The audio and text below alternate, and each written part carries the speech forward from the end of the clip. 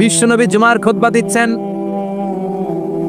হঠাৎ বিশ্বনবী দেখলেন হাসান আর হুসাইন লাল দুইটা জামা পরে জুমার মসজিদের মধ্যে ঢুকে একবার কাতারের এইদিকে দৌড় মারে, আর একবার ওইদিকে দৌড় মারে। ছোট বাচ্চাদের এরকম দৌড়াদৌড়ি আছে না নাই? রাজা মেয়ারও আছে। ছোট বাচ্চাদেরকে মসজিদে ঢুকতে দেন তো না বের করে দেন? বের করে দেয়। সর্বনাশ, বাচ্চাদেরকে মসজিদ থেকে বের করবেন না, কখনোই বের করবেন না। তুরস্কের বিভিন্ন মসজিদে বড় বড় ফেস্টুন দিয়ে লেখা থাকে, তারাবির নামাজে, জামাতের নামাজে মুরব্বীরা যখন সামনে নামাজ পড়বে, পিছন থেকে যদি ছোট বাচ্চাদের চিল্লা চিল্লি আর কিচির মিচির শব্দ শুনতে না পাওয়া যায়, তাহলে ভবিষ্যৎ প্রজন্ম নিয়ে আপনারা চিন্তিত থাকুন। পিছনে যদি বাচ্চাদের হই হুল্লোড় না থাকে, চিল্লা ফাল্লা না থাকে, তার মানে নেক্সট জেনারেশন এগুলো মুসল্লি হবে না, এগুলো হবে ডাকাত। এই জন্য এরা বিভিন্ন প্রজেক্ট চালু করেছে। 40 দিন টানা ফজরের নামাজ যে ছোট বাচ্চারা মসজিদে এসে পড়বে, এই প্রজেক্টের আওতা থেকে একটা করে সাইকেল দিয়ে দেওয়া হচ্ছে। সুবহানাল্লাহ কইবেন না? কুয়েতে আর একটা প্রজেক্ট করছে, ফজরের নামাজে মুসল্লি নাই। কুয়েতের এই প্রজেক্ট হচ্ছে marriage project, second marriage project, দ্বিতীয় বিবাহ প্রকল্প।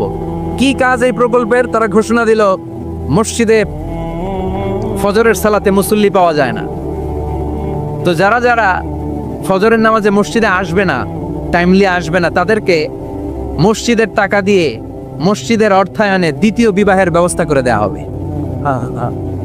এই ঘোষণা দেওয়ার পর থেকে ওই এলাকার কোনো মহিলার তাহাজ্জুদ মিস হয় না।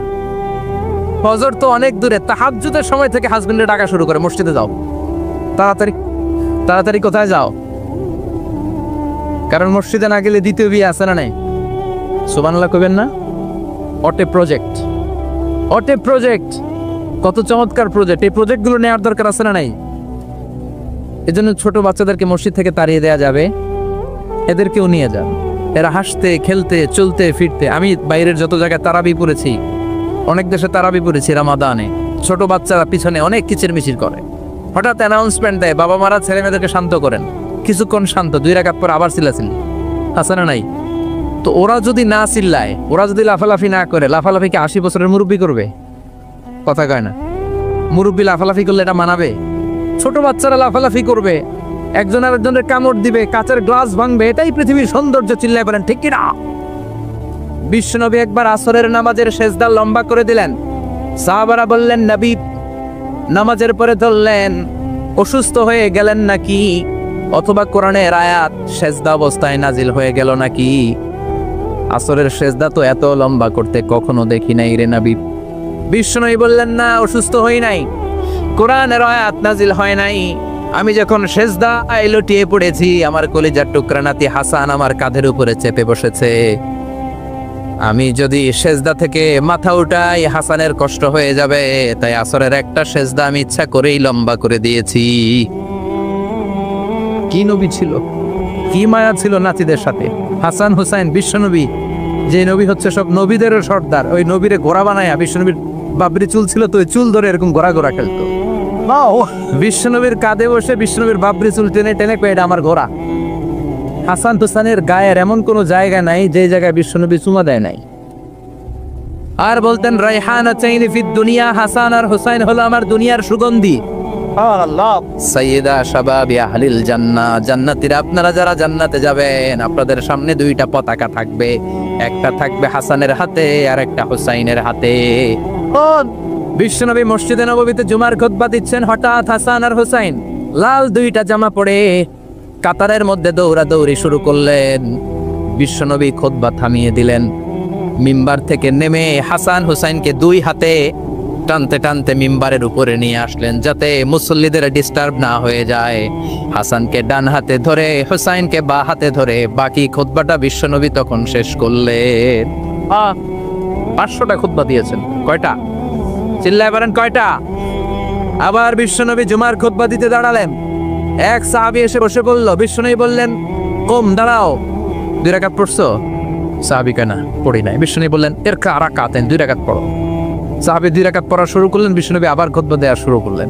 খুতবার নিরবিচ্ছিন্নতাকে ভঙ্গ করে বিশ্বনবী তাকে দাঁড়াতে বললেন, 2 রাকাত নামাজ পড়তে বললেন। তার মানে খতিব সাহেব মন গড়া শুধু খুতবা দিয়ে যায় না, ডানে বায়ে কোথায় কি হচ্ছে সবকিছু নজরে রেখে, কন্ট্রোলে রেখে, সামাজিক সব সমস্যার কথাগুলো তুলে ধরে অসামাজিক কার্যকলাপের বিরুদ্ধে হুঙ্কার দিয়ে জুমার প্ল্যাটফর্মটাকে শক্তিশালী করাই হচ্ছে একজনের খতিবের দায়িত্ব। চিল্লা এখন ঠিক কিনা?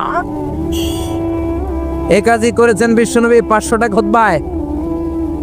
আবার বিশ্বনবী দাঁড়িয়ে খুতবা দিচ্ছেন, এক সাহাবী এসে বলেন, নবী মদিনার মধ্যে পানি নাই, অনাবৃষ্টি, দুর্ভিক্ষ, আপনি একটু দোয়া করেন যাতে বৃষ্টি হয়। কিসের দোয়া? বিশ্বনবী জুমার খুতবা থামিয়ে দিলেন, খুতবা দিচ্ছিলেন, খুতবা থামিয়ে দোয়া করলেন, আল্লাহুম্মা স্কিনা, আল্লাহুম্মা স্কিনা ইয়া গাউস আগিসনা, আল্লাহুম্মা স্কিনা গাইসান মুগীসান মারিআন মুরিআন নাফিআন গায়রা দা আজিলান গায়রা আজিল। আল্লাহ আপনি আমাদের সাহায্য করেন, আপনি রহমত করেন, বরকত দেন, আপনি মদিনার বুকে বৃষ্টি দেন, তাড়াতাড়ি দেন, দেরি করেন না। সুবহানাল্লাহ। বিশ্বনবী দোয়া করতে দেরি, মুহূর্তের মধ্যে ঝুমঝুম করে বৃষ্টি নাজিল হয়ে মদিনাটা প্লাবিত হয়ে গেল। আকাশে মেঘ দেয় কে? বৃষ্টি দেয় কে? আল্লাহ মেঘ দে, পানি দে, ছায়া দে রে তুই, আল্লাহ মেঘ দে।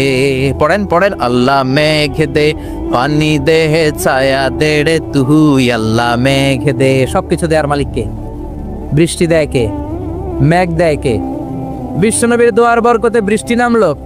শুক্রবার বৃষ্টি, শনিবার বৃষ্টি, রবি সোম মঙ্গল বুধ বৃহস্পতি শুক্র, এর পরের শুক্রবার পর্যন্ত টানা বৃষ্টি হলো। কারণ বৃষ্টির দোয়া করছে, বৃষ্টি বন্ধ আর দত করে নাই, চলতেছে।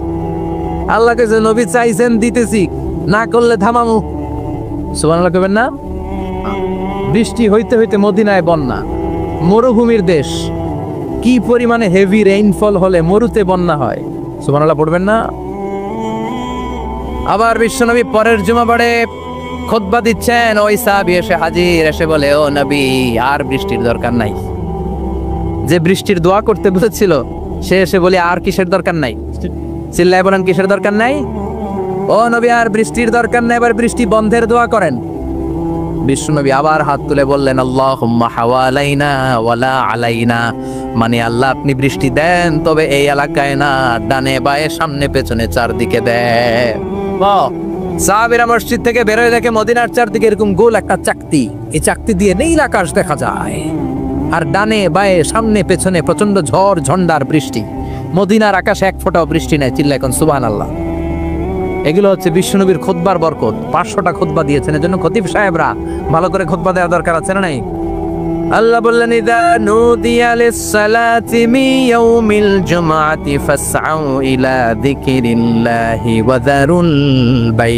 জুমার আযান যখন হয়ে যায়, জুমার নামাজ পড়তে যাও, বেচা কেনা বন্ধ করে দাও। কার কথা? Allah. Close the shop, shut down the shop, close the market. Market বন্ধ, দোকানের শাটার নামাও, ক্যাশ বক্সে তালা ঝুলাও, ব্যবসা প্রতিষ্ঠান, মার্কেট সবগুলো বন্ধ করে একজনের জিকিরের দিকে ছোটবা। তিনি কে? অল্প 1-1.5 ঘন্টার জন্য যদি ব্যবসা বন্ধ রাখেন, পরে যখন আবার দোকান খুলবেন, জুমার বরকতে ব্যবসা বাড়িয়ে দিতে পারে কে? এরপর আল্লাহ বললেন, ফাইযা কুদিয়াতিস সালাতু ফান্তাশিরু ফিল আরদি ওয়াবতাগু মিন ফাদলিল্লাহ ওয়াযকুরুল্লাহা কাসীরান লাআল্লাকুম তুফলিহুন। যখন নামাজ শেষ হয়ে যায়, ফাইযা কুদিয়াতিস সালাতু ফান্তাশিরু ফিল আরদ, জুমার নামাজ যখন শেষ হয়ে যায়, জামাতের নামাজগুলো যখন শেষ হয়ে যায়, ফান্তাশিরু ফিল আরদ, জমিনে ছড়িয়ে যাও, ওয়াবতাগু মিন ফাদলিল্লাহ, আল্লাহর কাছ থেকে ফদল তালাশ করো, মানে রিজিক তালাশ করো। কার কথা? নামাজ শেষ মসজিদে থাকবেন, কই যাবেন? কথা কন, জোরে কন। নামাজের সময় ঢুকবেন কই? নামাজ শেষে যাইবেন কই? আবার বলেন, আজান হলে ঢুকবেন কই? আজান শেষ, নামাজ শেষ, যাবেন কই? কুদিয়াতিস সালাহ ফান্তাশিরু ফিল আরদ, এটা হচ্ছে ইসলামের বিধান। মসজিদে গোল হয়ে বসে থাকার কোনো বিধান নাই। শুধু মুরব্বী যারা, কাজ নাই, ফ্যামিলিরে দেওয়ার কিছু নাই, অবসর সময়, ঢেল সময় মসজিদে বসে তেলাওয়াত করেন, জিকির করেন, সমস্যা নাই। কিন্তু যুবক যারা নামাজের পরে সমাজকে উপহার দিবা, রাষ্ট্রকে অনেক কিছু উপহার দেওয়ার আছে, তোমার ফ্যামিলির প্রতি অনেক দায়িত্ব আছে, কর্মক্ষম কেউ নামাজের পরে মসজিদে অলস সময় কাটানো যাবে? বিধানটা কার? ওমর ফারুক মসজিদে নববীর ইমাম, জোহরের নামাজের ইমামতি করলেন, বের হয়ে আসলেন, দেখেন মসজিদের বারান্দায় ইয়ামান থেকে আসা কিছু লোক গুল হয়ে বসে বসে জিকির করে। কি করে? মনোযোগ নাই। কি করে? জিকির করে। উনি চলে গেলেন, আসরের সময় আবার ইমামতিতে আসলেন, আসরের সালাত পড়িয়ে চলে যাচ্ছেন, আবার দেখে গোল হয়ে জিকির করে ওই দল। মাগরিবের নামাজে ইমামতি করলেন, চলে যাওয়ার সময় দেখে সবাই যায়, এরা যায় না, গোল হয়ে বসে বসে জিকির করে আর তাসবিহ পড়ে। এবার ওমরে ফারুক বললেন, আসসালামু আলাইকুম। সবাই বলে ওয়ালাইকুম আসসালাম। মান আনতুম, তোমরা কারা? কয় নাহনু আল মুতাওয়াক্কিলুনা আলাল্লাহ, আমরা আল্লাহর উপর তাওয়াক্কুল করছি। তো তাওয়াক্কুল করে যে বসে আছো, তোমাদের ফ্যামিলি নাই, ছেলে মেয়ে নাই, দায় দায়িত্ব নাই, সমাজকে উপহার দেওয়ার মতো কিছু নাই, আর তোমরা যে বসে আছো 3টা বেলা খাইলা থেকে? না, রোজা দাও। ইয়ামানি লোকগুলো বলে না, রোজা রাখি নাই, খাইছি। ওমর বলল, বড় আল্লাহর ওলি খানা করতে আইছে? আমাদের জিকির আর বুজুর্গি দেখে আশেপাশের লোকজন খানা দিয়া গেছে। ওমরে ফারুক বলে, তাইলে তো তোমরা মিথ্যাবাদী, তোমরা মুতাওয়াক্কিলুনা আলাল্লাহ নও, তোমরা আল্লাহর উপর তাওয়াক্কুল করনি, তোমরা হচ্ছে আল মুতাওয়াক্কিলুনা বা'দুকুম বা'দা, একে অপরের উপর নির্ভরশীল। যারা খানা দিয়ে যায় এদের উপর তোমরা নির্ভরশীল। তোমরা জিকির করার তাকায় থাকো, বাটি আসে কোন দিক দিয়া, খাবারের প্লেট আসে কোন দিক দিয়া, জোরে কোন ঠিক কিনা? আল্লাহর উপর তাওয়াক্কুল এটা নয়। আনতুমুল মুতাওয়াক্কিলুন বা'দুকুম বা'দা, এখনই মসজিদ থেকে বের হয়ে যা। এরপরে কোনোদিন নামাজের পর গোল হয়ে বসে থাকতে দেখলে পিটায়া মসজিদ থেকে তাড়াবো। এটা হচ্ছে ইসলামের বিধান। চিল্লা এখন ঠিক কিনা? ফান্তাশিরু ফিল আরদ, নামাজের পরে কৃষক চলে যাবে মাঠে, ব্যবসায়ী চলে যাবে শপিং মলে, মেম্বার অব দ্য পার্লামেন্ট চলে যাবে সংসদে, সেনা সদস্যরা ঢুকে যাবে ক্যান্টনমেন্টে। চিল্লা এখন ঠিক কিনা? যার যেখানে দায়িত্ব পালন করার জন্য ছুটো। মসজিদে বসে থাকা যাবে? কোন যুবক মানুষ, কর্মক্ষম মানুষ নামাজের পরে মসজিদে বসে বসে জিকির করা যাবে? নামাজই তো সবচেয়ে বড় জিকির। কামাই করা লাগবে না? মেয়ে কোথায় গেল, ছেলে কোথায় গেল, ফ্যামিলির খোঁজ খবর নেওয়ার দরকার আছে না নাই? চিল্লায় বেড়ানো আছে না নাই? এরপর আল্লাহ বললেন, ওয়াইদা রাআউ তিজারাতান আও লাহওয়ান ফাদ্দু ইলাইহা ওয়া তারাকুকা কাইমা। ও নবী, সাহাবারা, কাফেলার পণ্য এসেছে মদিনায় শুনে আপনাদের জুমার মিম্বারের মধ্যে দাঁড় করিয়ে রেখে সবাই চলে যায়। এটা ঠিক করে নাই। আমার কাছে এমন রিজিক আছে যেটা কখনো ফুরাবে না, ঠিক কিনা? এই আয়াতটা বুঝতে হলে 2 মিনিট খুব মনোযোগ দিয়ে কানগুলো খরগোশের মতো খাড়া করে ফেলা। কানগুলো খরগোশের মতো খাড়া হয়েছে? মনোযোগ আছে? বিশ্বনবী সাল্লাল্লাহু আলাইহি ওয়াসাল্লাম মদিনাতে প্রথম যখন জুমার নামাজ পড়াতেন, তখন আগে জুমার 2 রাকাত পরে 2টা খুতবা দিতেন, ঈদের নামাজের মতো। ঈদের নামাজে আগে কি 2 রাকাত, পরে খুতবা। জুমার নামাজও ছিল এরকম, আগে 2 রাকাত নামাজ, পরে খুতবা। বিশ্বনবী আগে 2 রাকাত নামাজ পড়িয়ে খুতবা দিচ্ছেন, তখন মদিনায় দুর্ভিক্ষ, খাবার দাবার নাই। 1 মাস আগে দিহিয়াতুল কালবি আল আনসারী নামক এক সাহাবীকে দিয়ে বিশ্বনবী শাম দেশ থেকে কাফেলা পাঠিয়েছেন খাবারের দ্রব্যাদি আনার জন্য, পণ্য আনার জন্য। 1 মাস পরে তারা খাদ্যের পণ্য নিয়ে, মদিনাতে তখন দুর্ভিক্ষ, খাবারের দাম 2 গুণ 3 গুণ, খাবারের পণ্য নিয়ে কাফেলা ফিরে এসেছে জুমার টাইমে। তখন বিশ্বনবী জুমার 2 রাকাত নামাজ পড়িয়ে খুতবা দিচ্ছিলেন। কি করতেছিলেন? আর তখন নিয়ম ছিল, কোন শহরে কাফেলা ঢুকলে তারা তবলা বাজাতো, ঢোল বাজিয়ে দিত, ঢোলের আওয়াজ সবাই শুনে ওইখানে জড়ো হতো। যার যত পণ্য কিনা দরকার পণ্য কিনে নিয়ে চলে যেত। বিশ্বনবী জুমার নামাজের ইমামতি করে 2টা খুতবা যখন দিবেন, মিম্বারের মধ্যে দাঁড়িয়ে বিশ্বনবী মসজিদে নববীতে খুতবা দিচ্ছেন। খুতবার মাঝখানে বিশ্বনবী তবলার আওয়াজ শুনতে পেলেন। কিসের আওয়াজ? বিশ্বনবী সহ সব সাহাবারা বুঝতে পেরেছে 1 মাস আগে দিহিয়াতুল কালবি শাম দেশে যেই কাফেলা পাঠানো হয়েছে, ওই কাফেলা খাবারের পণ্য নিয়ে মদিনার মধ্যে ঢুকেছে। এখন মসজিদে কানাঘুষা। কিছু সাহাবী বলে, না না, বিশ্বনবীর খুতবা রেখে যাওয়া যাবে না। অনেকে বলে, আমরা না গেলে মুনাফিকেরা সব পণ্য কিনে ফেলবে, আমরা খাবো কি? কেউ কয় বসে থাকি, কেউ কয় ল যাই। 2-4 জন ওঠা শুরু, সাথে সাথে ওনাদের পিছনে পিছনে বাকি সাহাবীরা ওঠা শুরু। যেতে যেতে পেছন থেকে 1 কাতার, 2 কাতার, 3 কাতার, পুরো মসজিদে নববী খালি, মাত্র 12 জন সাহাবা ছাড়া। কয়জন? কথা কন।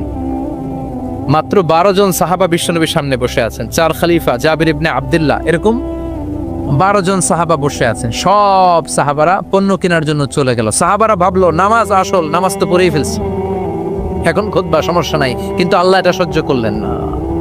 বিশ্বনবী দাঁড়িয়ে খুতবা দিবে আর সাহাবারা সেই খুতবায় বসে না থেকে কাফেলার পণ্য করণের জন্য দৌড়াবে, এটা সাহাবাদের জন্য শোভনীয় নয়। চিল্লা এখন ঠিক কিনা?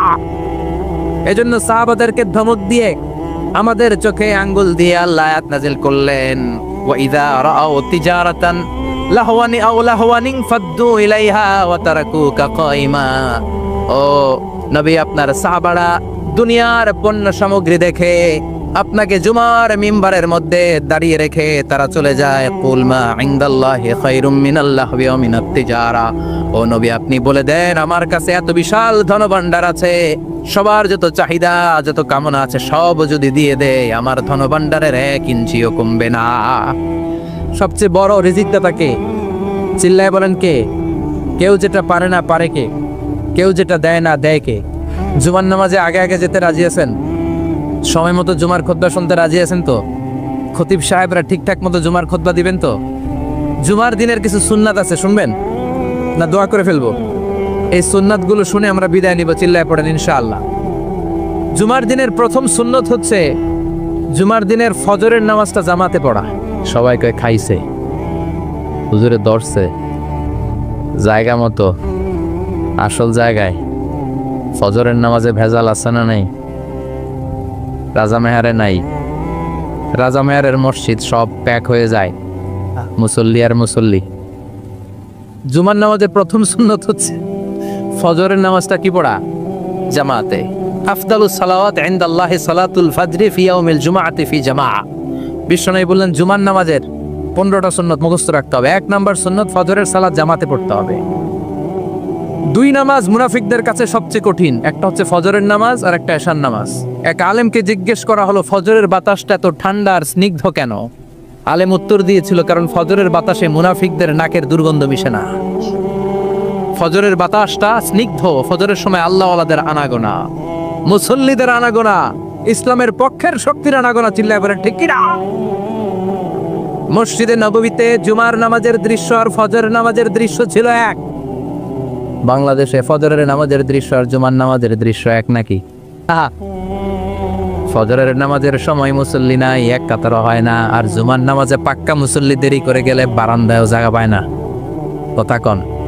তাহলে আগামীকাল ফজরের নামাজটা আমরা জামাতে পড়বো ইনশাআল্লাহ। এত আসতে আরো জোরে পড়েন ইনশাআল্লাহ। মনে থাকবে? কালকে দেখবেন যে কি অবস্থা হয় ফজরের সময়। জুমার নামাজের মতো ভিড় হবে, আসা যাবে না। কথা কয় না।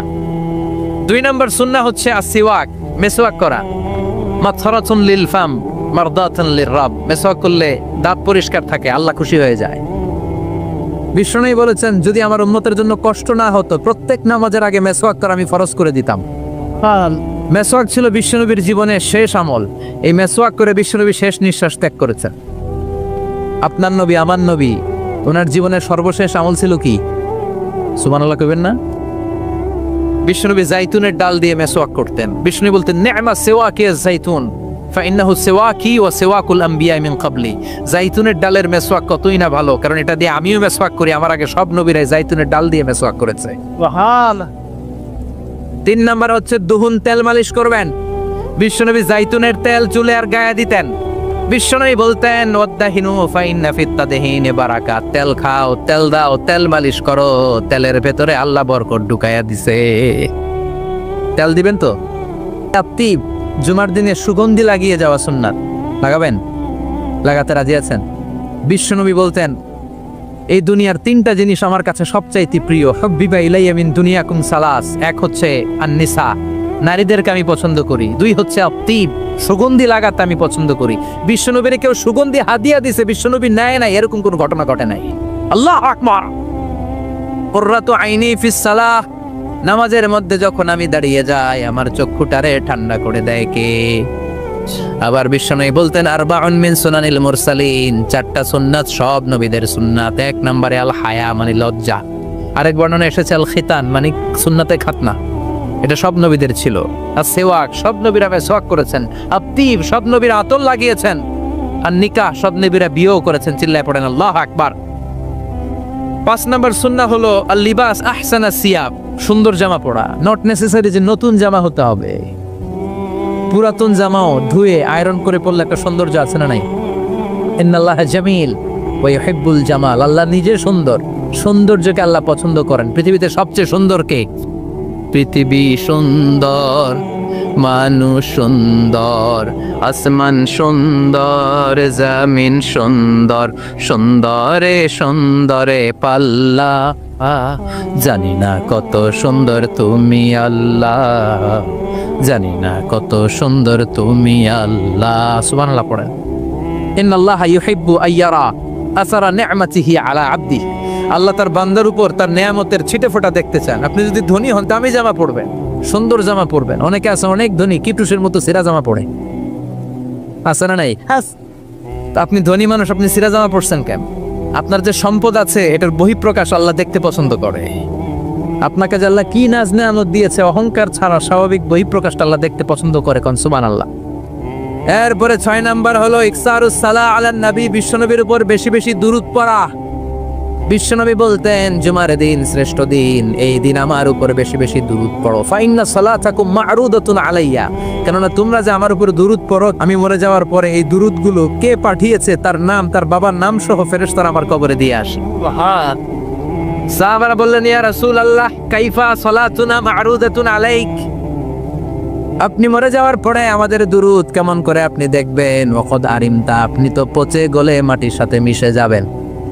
বিশ্বনবী বলেন ইন্নাল্লাহা হাররামা আলাল আরদি আন তাকুলা আজসাদাল আম্বিয়া, নবীদের লাশকে খেয়ে ফেলা, নবীদের লাশকে পচিয়ে ফেলা সব মাটির জন্য আল্লাহ হারাম করে দিয়েছে।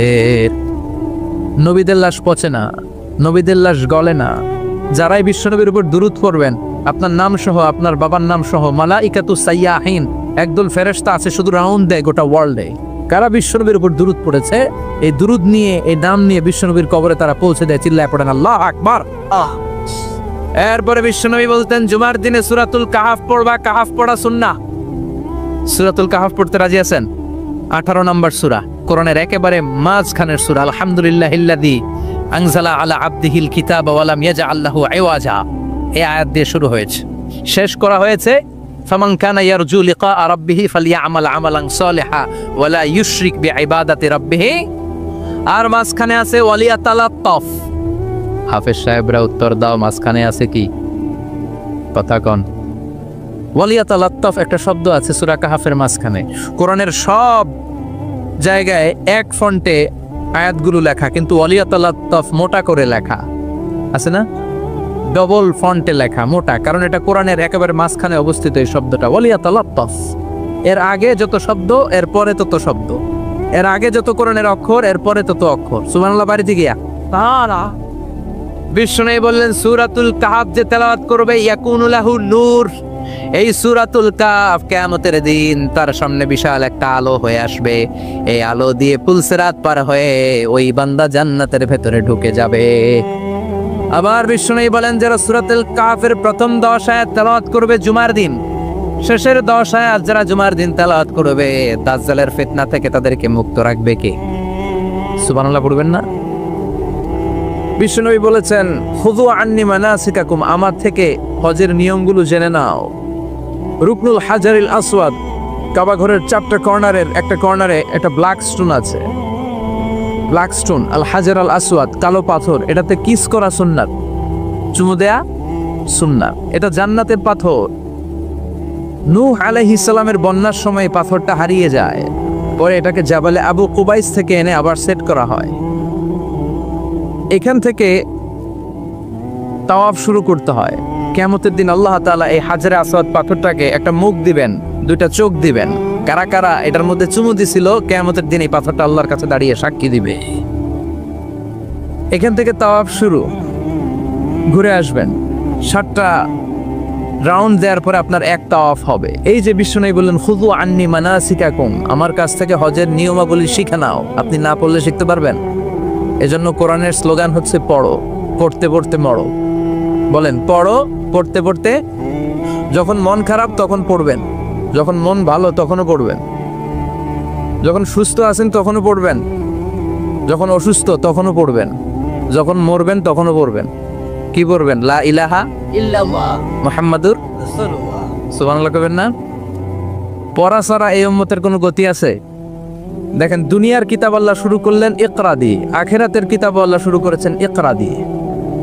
আখিরাতে প্রত্যেককে আমলনামা দেয়া হবে, কাউকে ডান হাতে, কাউকে বাঁ হাতে। দুনিয়াতে যারা ভালো কাজ করেছে, ইসলামের পক্ষে যারা কথা বলেছে, যারা ন্যায় নীতির পক্ষে, সাম্য, মৈত্রী, ভ্রাতৃত্ব, ইনসাফ আর জাস্টিসের পক্ষে কথা বলেছে, সামনের দিক থেকে এসে ডান হাতে আমলনামা দেয়া হবে। আল্লাহ। আর যারা ইসলামরে বাঁশ দিছে, আছে না নাই? ইসলামের কথা সহ্য হয় না, এরা প্রগতিশীল, মাথায় চুল কম, আছে না নাই? জাতি আর সমাজ নিয়ে ভাবতে ভাবতে নিজের ভাবনাটাই হারিয়ে ফেলেছে। নাস্তিক, নাস্তিক আছে না নাই? ইসলাম বিরোধী আছে না নাই? আছে। কোরআন সহ্য হয় না, ইসলাম সহ্য হয় না, কোরআনের সমুদুর বাণী ভাল লাগে না, আজান ভাল লাগে না, দেশের সবাইরে নাস্তিক বানায় দিতে চায়, এরকম ডাকাইত আছে না নাই? এদেরও কি ডান হাতে আমলনামা? কোন হাতে? ডান, বা হাতে। পেছন থেকে এসে বা হাতে দেয়া হবে।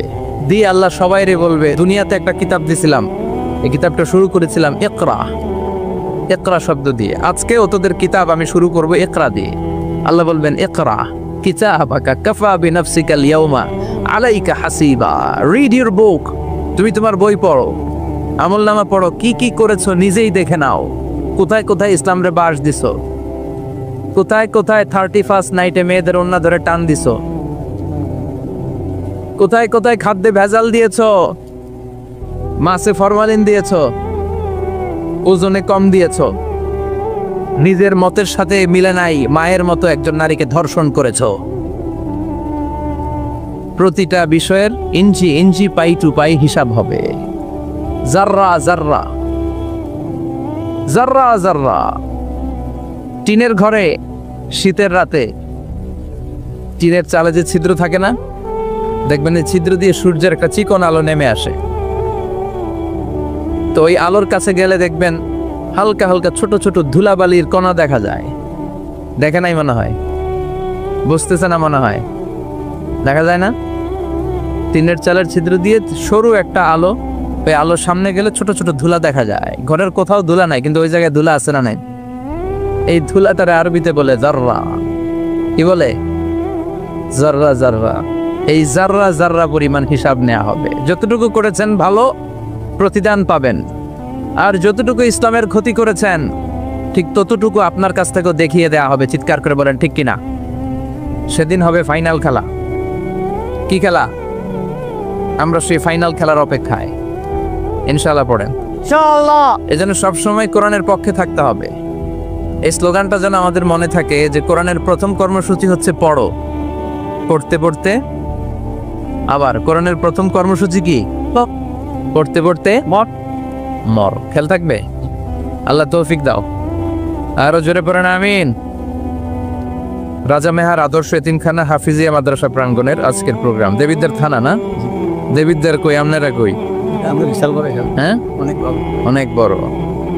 সভাপতি আলহাজ অ্যাডভোকেট মোহাম্মদ শফিকুল আলম সাহেব, প্রধান অতিথি আলহাজ মাহমুদ মুস্তফা হোসেন সরকার। চমৎকার ও আবেগঘন কথা বলেছিলেন।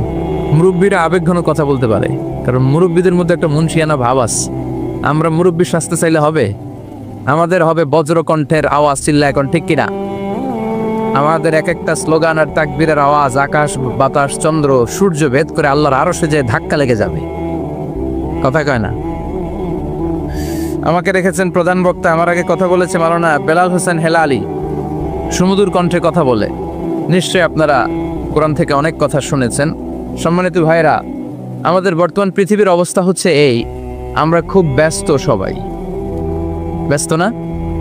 সময় নাই আমাদের, অনেক ব্যস্ত।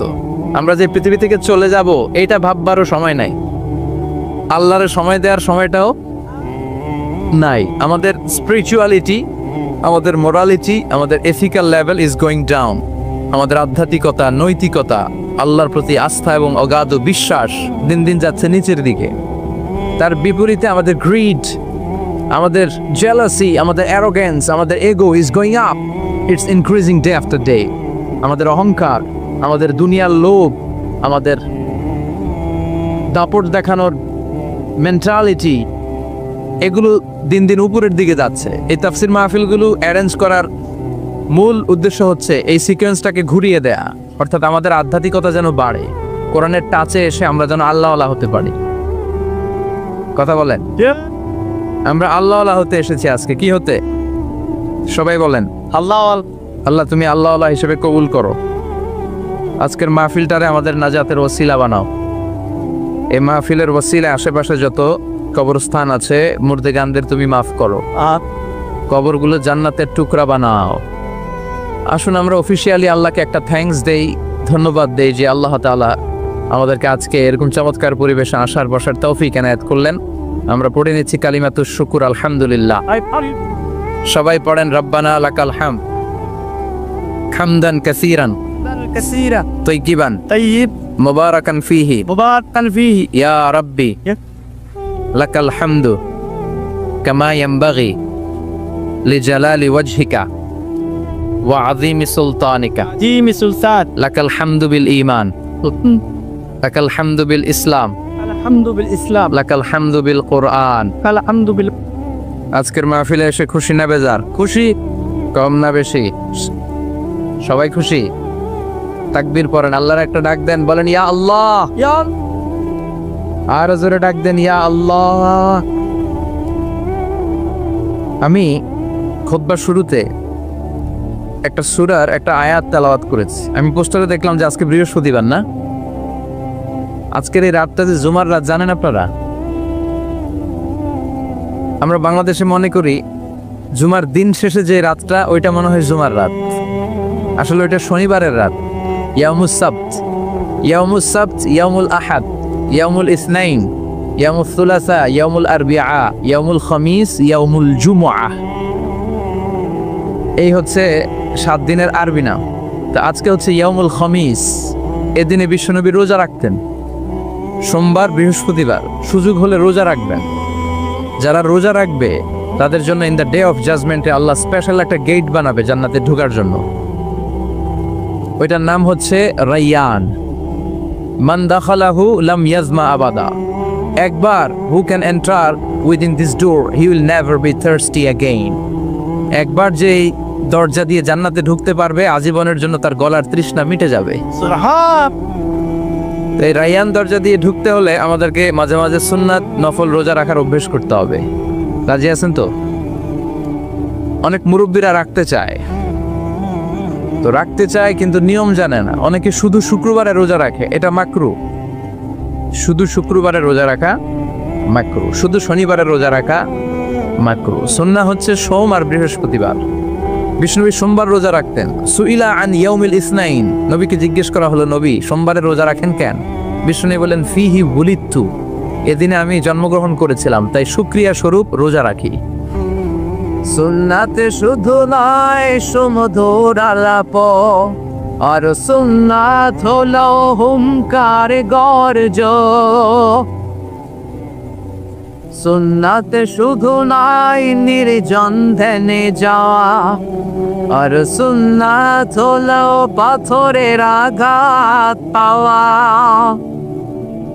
মুহাব্বতে কাত সুদিনের সাথী তুমি, দুর্দিনেও তার পাশে থাকো কি? আর কিছু সুন্নাহ আছে তুমি জানো কি? জানলেও জীবনে কখনো তা মানো কি? সুন্নাতে নাই শুধু দাওয়াতের মেহমান, সুন্নাতে নাই শুধু খাওয়া শেষে মধুপান। আরো কিছু সুন্নাহ আছে তুমি জানো কি? জানলেও জীবনে কখনো তা মানো কি? চিল্লায় পড়ে ঠিকই না? তার মানে মানলে আপনাকে পুরোটাই মানতে হবে। ইসলামকে খন্ডিত করে মানা যায় না। It's a total package, it's a total package. এই প্যাকেজটা দিলে এইটা নিবো ওইটা নিবো না বলা যাবে, এইটা মানবো ওইটা মানবো না বলা যাবে, ঝুঁকি নিব না শুধু আনসার থাকবো এই কথা বলার কোনো সুযোগ আছে? আফাতুমিনুনা বিবাদিল কিতাব ওয়া তাকফুরুনা বিবাদ। কোরআনের কিছু মানবা আর কিছু ছাড়বা, তাহলে তুমি মুমিন নও, তুমি মুনাফিক, তুমি কাফের। চিল্লায় বলেন ঠিক কিনা? যার মানে বোঝা গেল ইমানটা হতে হবে পরিপূর্ণ ইমান। আবার আল্লাহ বললেন ইমানটা হতে হবে নির্ভেজাল ইমান। কার কথা? ওয়াল্লাযীনা আমানু ওয়া লাম ইয়ালবিসু ঈমানাহুম বিযুলমিন উলাইকা লাহুমুল আমনু ওয়া হুম মুহতাদুন।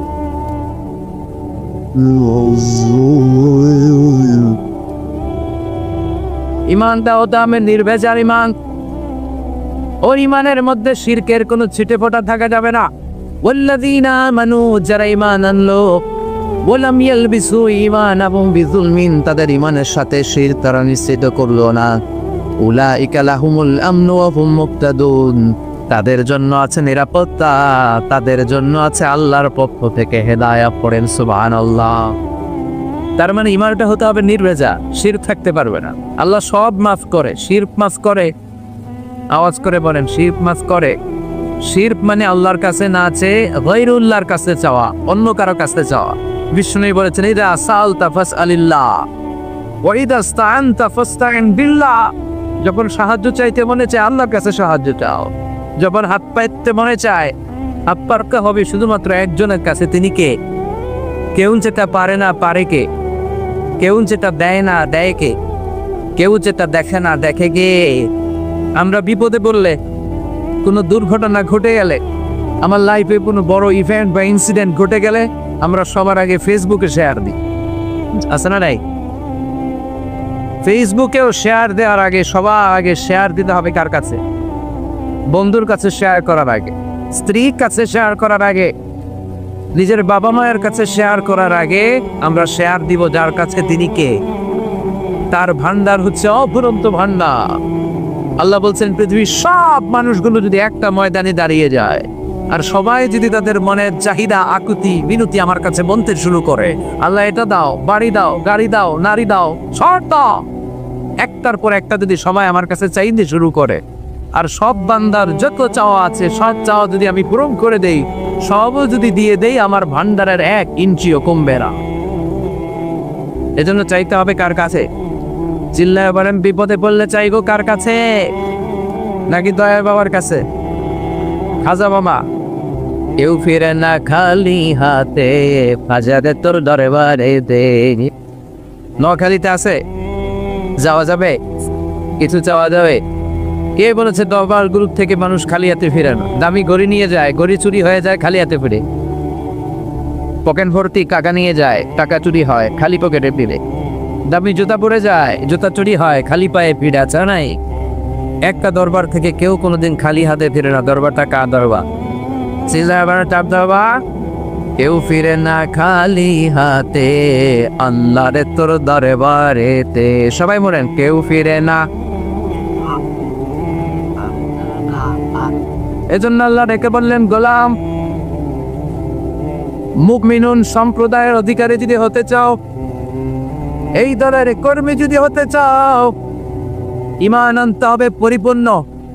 2 নাম্বার, ঈমানটা হতে হবে নির্ভেজাল। এই ঈমানের সাথে শিরকের কোনো ছিটে ফোঁটা থাকতে পারবে? শিরকের বিপরীত হলো তাওহীদ। আমরা সবাই তাওহীদের অনুসারী, জোরে কোন ঠিক কিরা?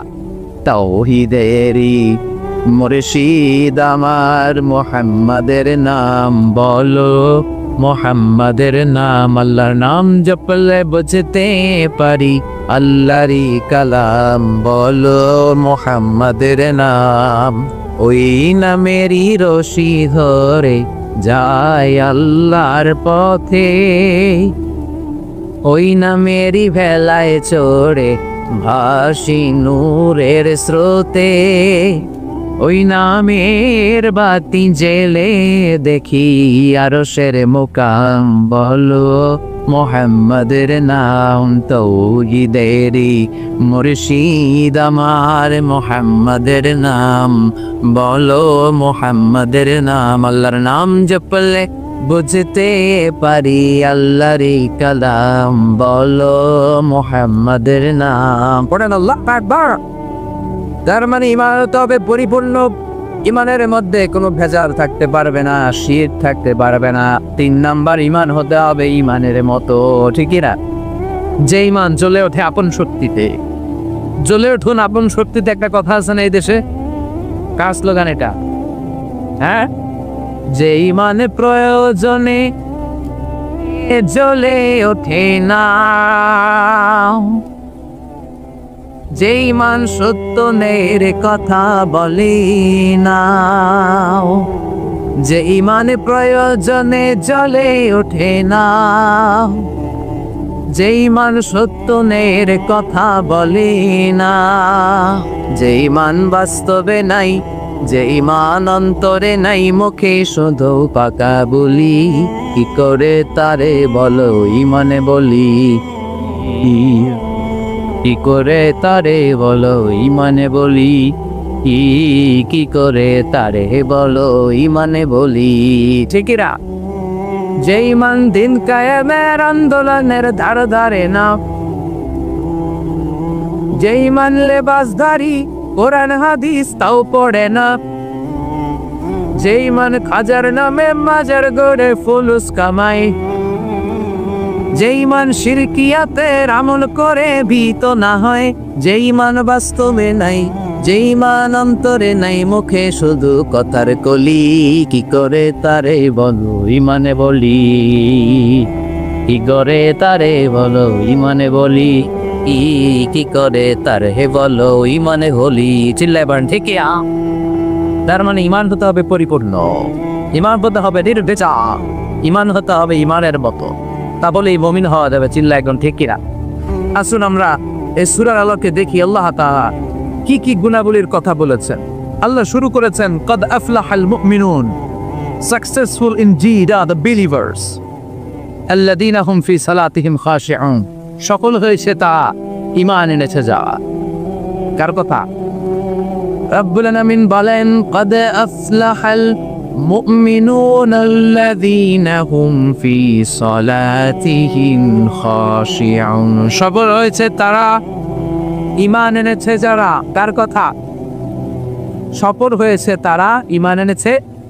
আমার সাথে সাথে আওয়াজ করে উত্তর করেন, সফল হয়েছে কারা? আরো জোরে বলতে হবে সবাই, সফল হয়েছে কারা?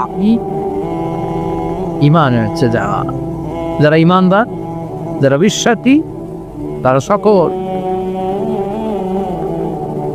Who are the successful in life? যে মানে সফল তারা, যদি প্রশ্ন করা হয় এক একজনের কাছ থেকে এক এক ধরনের উত্তর পাওয়া যাবে। আমরা যদি পৃথিবীতে খেয়াল করে দেখি, in terms of wealth and money, অর্থের মানদণ্ডে পৃথিবীতে সফলতা, কার বেশি টাকা আছে সে সবচেয়ে বড় সফল, এরকম একটা ধারণা আছে না নাই? In terms of wealth and money, অর্থের মানদণ্ডে বর্তমান পৃথিবীতে সবচেয়ে সফলকে যদি প্রশ্ন করা হয়, কার নাম বলবেন? হ্যাঁ, বিল গেটস। হ্যাঁ, মাইক্রোসফট কোম্পানির ওনার আছে না? মাইক্রোসফট কোম্পানির মালিক বিল গেটস। সে যে কত টাকার মালিক সে নিজেও জানে না। তো অর্থের মানদণ্ডে যদি বিচার করি, আসলেই বিল গেটস বেটা তুই সফল। তুই যে টাকা কামিয়েছিস, শয়তানও এত টাকা কামাইতে পারে না। টাকা কত টাকা নিজেও জানে না। Bill Gates. আর কে আছে?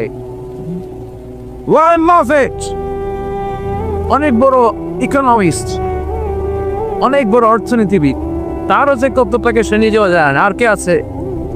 Mark Zuckerberg, the owner of Facebook. যে ফেসবুক না থাকলে আমাকে পেটের ভাত জমায় না। কত টাকার মালিক সে নিজেই জানে না। ওয়ালিদ বিন তাওয়াব, ধনকুবে, তার একটা বিমান আছে, প্রাইভেট জেট, যার 70% মেড অফ গোল্ড। যে বিমানটা 70% স্বর্ণ দিয়ে বানানো। নাজবিল্লাহ করবে না? তাহলে in terms of wealth and money, অর্থের মানদণ্ডে পৃথিবীতে কারা সকল জিজ্ঞেস করলে এই নামগুলো আমাদের চোখের সামনে ভেসে আদের চিল্লায় গো ঠিক কিনা? এবার যদি বলি ইন টার্মস অফ পাওয়ার, ক্ষমতার মানদণ্ডে পৃথিবীতে সবচাইতে সফলকে গোটা বিশ্বে বর্তমানে জিজ্ঞেস করলে কার নাম বলবেন? Donald Trump, the president of United states of America.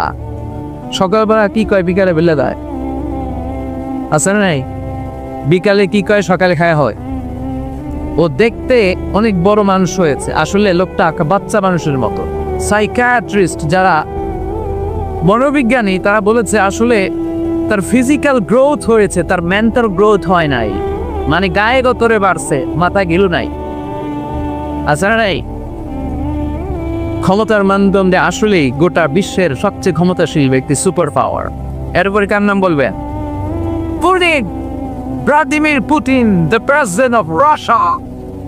Russia president, ক্ষমতা ছাড়া নাই। দেখবেন সাবমেরিন দিয়ে সাগরের নিচে চলে যায়, সাহসী ব্যক্তি, নিচে ফ্লাই করে, প্রাইভেট জেট দিয়ে বিমান উড়ায়, অনেক ক্ষমতাশীল। এরপরে কার নাম বলবেন? হ্যাঁ, জি জিং, জিং জ, কি নাম? ইংল্যান্ড, আগেকার নাম হু জিং টাও।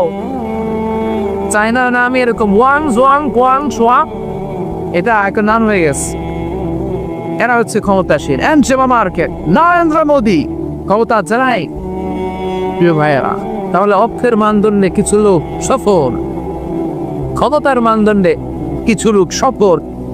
Name and fame, in terms of name and fame, খ্যাতি, যশ, সেলিব্রিটি, এই মানদণ্ডে যদি জিজ্ঞেস করি গোটা বিশ্বে নায়ক নায়িকা, গায়ক গায়িকা, ডান্সার, শিল্পী, অভিনেতা, গোটা বিশ্বে খেলোয়াড়, এরকম নাম করা মানুষদের মধ্যে কার সবচেয়ে সফল? কার নাম?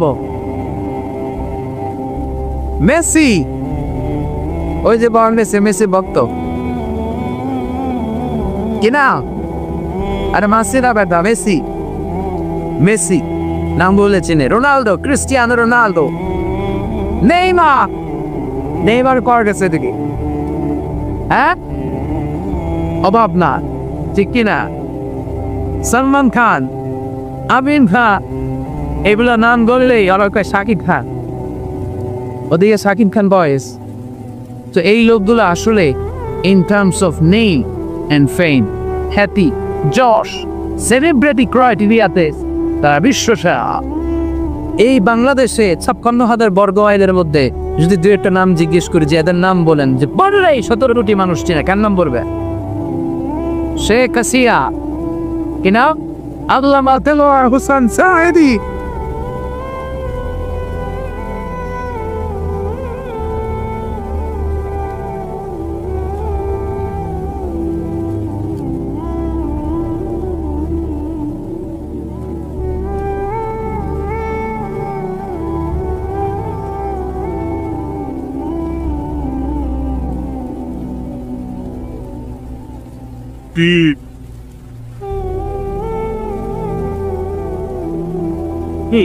আল্লাহ যখন কোনো বান্দাকে ভালোবাসে, আল্লাহ যখন তাহলে ভালোবাসে। আল্লাহ যদি পৃথিবীর কাউরে ভালোবাসে, আল্লাহ যদি পৃথিবীর কাউরে ভালোবাসে, আল্লাহ ফেরেশতাদেরকে বলে আমি এই লোকটারে বড় ভালোবাসি, তোমরাও ভালোবাসো। ফেরেশতারা যদি কাউকে ভালোবাসে তাহলে ওই ব্যক্তির ভালোবাসা আল্লাহ তাআলা মানুষের অন্তরে দিয়ে দেয়। এই নামের মধ্যে একটা কারিশমা আছে না নাই? এই নামের ভেতরে মানুষের দরদ ভরা ভালোবাসা আছে না নাই? আল্লাহ ফায়সালা তোমার, ফায়সালা দেওয়ার মালিক একজন, চিল্লায় বলেন চিনি কে? আমরা পৃথিবীর কারো কাছে চাই না, কার কাছে চাই? তুমি ফায়সালা করার মালিক, তুমি সঠিক ফায়সালা করো। চিল্লায় বলেন আমি, আরো জোরে বলেন আমি। In terms of name and fame, আমি বলি নাই, আপনাদের কাছে ছেড়ে দিয়েছিলাম। Just I put the question to the audience, জনগণের কাছে ছেড়ে দিয়েছি। একজন বলেছে শেখ হাসিনা, একজন বলেছে আল্লামা সাঈদী, কেউ বলবে বেগম খালেদা জিয়া, কেউ বলবে হাসসাক বিন মুর্তজা, কেউ বলবে হিরো আলম। আছে না নাই? এই বেটাকা অনেক জনপ্রিয়তা, চেনা না? কেন সবাই চেনা না? তাহলে রব্বুল আলামিন বলে গোলার in terms of wealth and money, টাকার মানদণ্ডে পৃথিবীতে কেউ কেউ সফল। ইন টার্মস অফ পাওয়ার, ক্ষমতার মানদণ্ডে পৃথিবীতে কেউ কেউ সকল। In terms of name and fame, নাম, ডাক, যশ, খ্যাতির দিক থেকে পৃথিবীতে কেউ কেউ সফল। কিন্তু আমি আল্লাহর কাছে যদি সফল হতে যাও, একটাও কাজে আসবে না। আমার কাছে সফল হবে তারা ঈমান এনেছে যা। তাদাফলাহুল মুমিনুন, আল্লাযীনা হুম ফি সালাতিহিম খাশিউন। টাকার বাহার, আই ডোন্ট কেয়ার, কোনো দাম নাই। যশ খ্যাতিতে তুমি স্কাই স্ক্রিপার, আকাশচুম্বী, কোনো দাম নাই। ক্ষমতার দাপটে তোর পা জমিনে নামে না, আল্লাহর কাছে কোনো দাম নাই। চিল্লা এখন ঠিক কিনা? আল্লাহর কাছে দাম আছে ঈমান, আল্লাহর কাছে দাম আছে বিশ্বাস। এজন্য আমরা আল্লাহর দরবারে শুকরিয়া জানাই যে আমরা মুমিন। চিৎকার করে বলেন ঠিক কিনা? এজন্য রাব্বুল আলামিন বলেন, قد أفلح المؤمنون الذين هم في صلاتهم خاشعون। সকল হয়েছে তারা, ঈমান এনেছে যারা। চিৎকার করে বলতে হবে, সফল হয়েছে কারা? সফল হয়েছে কারা?